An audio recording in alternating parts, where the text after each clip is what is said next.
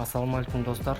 Бүгін біз OxyProp 1060 аппаратын қалай шашып, қалай жинау процесін көрсететін боламыз. Кеттік. Бұның қазір біз біріншіден қалташасын қалай орнатамыз, соны көрсететін боламыз. Қалташасын орнатып болғаннан кейінгі сборкасына бастаймыз. Бірінші всасывающий сеткасын саламыз. Астында всасывающий сеткасы грубой очистки деп аталады. Осыны саламыз. Осыны салып болғаннан кейін пистолетті жинаймыз. Пистолетті шлангыға бұрамастан бұрын саплосын басып жинаймыз. Сапло держатель деп аталады. Мынаны шешіп аламыз. Сапло мынаған киіледі. Содан кейін барып, мынаның ішіндегі сапло держатель, сальник сапло деген болады, сол ішінде жатады. Содан кейін барып, удочка болады.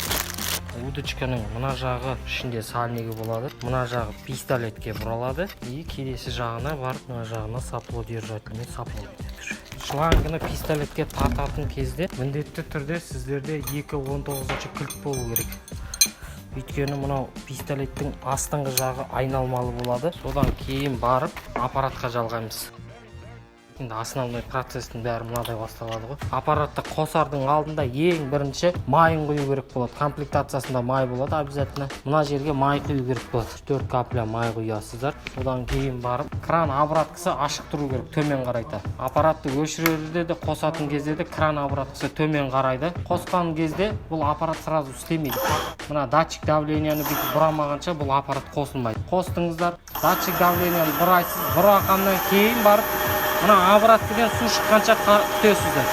Осылай обраткіден су шығады. Су шыққаннан кейін барып мына кран обраткіні вертикальный положенияға жабасыздар. Бұл оның бәрін уже пистолетке жинайды.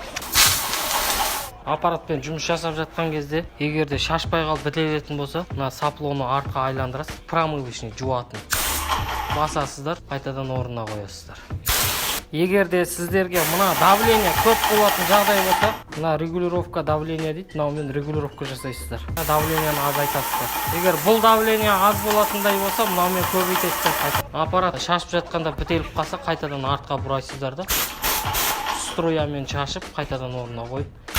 Мына басындағы сапло держатель горизонтальный, вертикальный болып тұрады. Жұмыстарыңызды жасап болғаннан кейін аппаратты өшіре салмайсыздар. Кран обратканы ашып, аппаратты көтерсеңіздер, ішіндегі давлениясын бәрін шығарады өзі.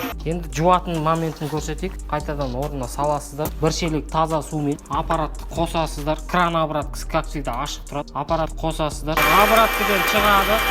Обраткіден шыққанын жабасыздар. Жапқаннан кейін пистолетті мынау промывочныйды жуатыны. Мынаған қоясыздар да басып тұрасыздар. Мынаның ішінен таза су шыққанша. Таза су шыққанға көздеріңіз жеткеннен кейін барып, аппаратты өшіре салмайсыздар, қайтадан кран обратканы ашасыздар. Ашқаннан кейін судан шығарасыздар да көтеріп тұрсаңыздар, өз ішіндегі давлениясын суын бәрі шығарады.